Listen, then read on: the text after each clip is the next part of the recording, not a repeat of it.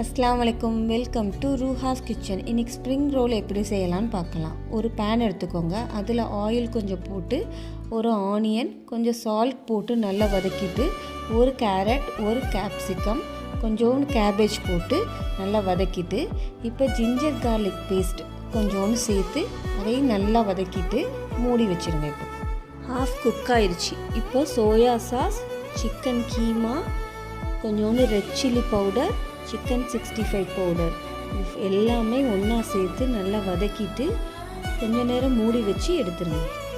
இப்போ spring roll sheet எடுத்துக்கிறங்க. இது எல்லா சூப்பர் மார்க்கெட்ஸ்லையுமே கிடைக்கும்.